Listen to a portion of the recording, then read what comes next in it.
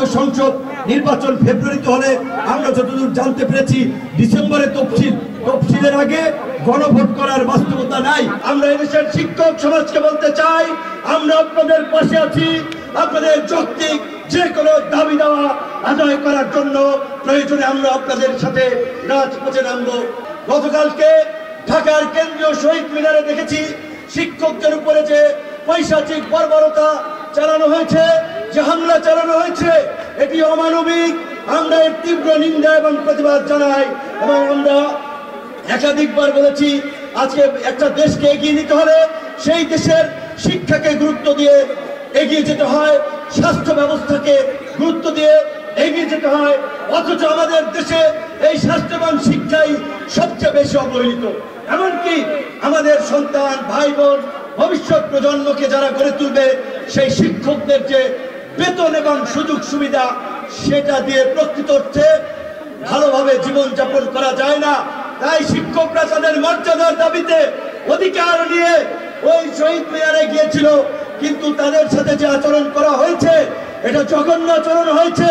এইটাই সরকার এবং পুলিশ বাহিনীর কাছ থেকে আমরা আশা করি না।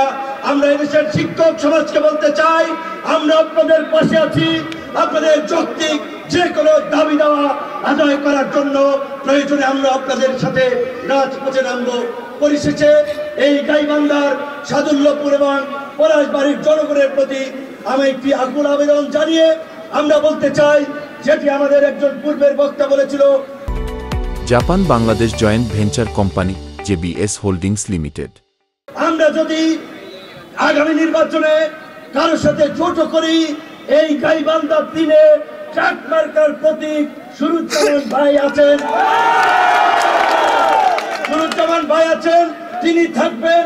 আপনাদেরকে সাক্ষী রেখে এই ট্রাক মার্কা তার হাতে তুলে দিচ্ছি এবং আপনাদের প্রতি আমাদের আহ্বান থাকবে, অনুরোধ থাকবে, আপনাদের সন্তানেরা, আপনাদের যেই তরুণ সন্তানেরা, সেই ছাত্র যুবকরা বাংলাদেশের বুকে ওই জগদ্দল পাথরের মতো চেপে বসা ব্রিটিশ সরকারের বিরুদ্ধে আন্দোলন সংগ্রাম করেছিল।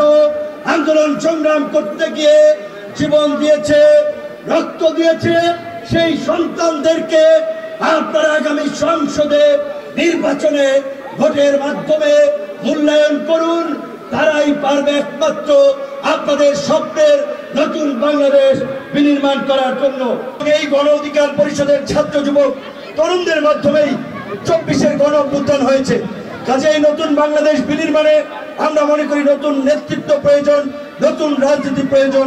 সেই রাজনৈতিক অঙ্গীকার বাস্তবায়ন করার জন্য গণ অধিকার পরিষদ সারা দেশে 300 আসনে প্রার্থী দেওয়া নিয়ে কাজ করছে।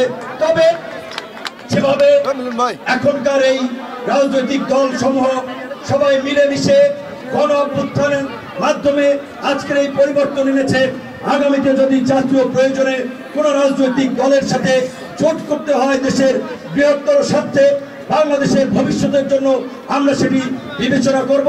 সেটি তফসিল ঘোষণা হলেই কেবলমাত্র সেই বিষয়ে আমরা সিদ্ধান্ত নিতে পারবো। সেই কমিশন বিভিন্ন রাজনৈতিক দল, নাগরিক সমাজের সাথে আলাপ আলোচনা করে রাষ্ট্র সংস্কারের একটা রূপরেখা 84টি প্রস্তাব নিয়ে চূড়ান্ত করেছে, যেটিকে জুলাই সনদ বলা হচ্ছে।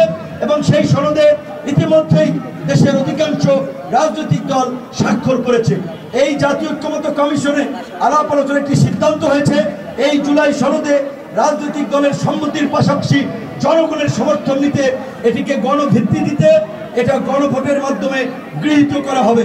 যেহেতু আগামী ফেব্রুয়ারিতে ত্রয়োদশ সংসদ নির্বাচন হওয়ার সম্ভাবনা রয়েছে, তাই এই মুহূর্তে জাতীয় সংসদ নির্বাচন ফেব্রুয়ারিতে হলে আমরা যতদূর জানতে পেরেছি ডিসেম্বরে তফসিলের আগে গণভোট করার বাস্তবতা নাই। তাই আমরা মনে করি জাতীয় নির্বাচনের সাথে একই দিনে গণভোট হতে পারে, তবে অবশ্যই গণভোটের মাধ্যমেই এই জুলাই সনদকে গণভিত্তি এবং আইনি ভিত্তি দিতে হবে।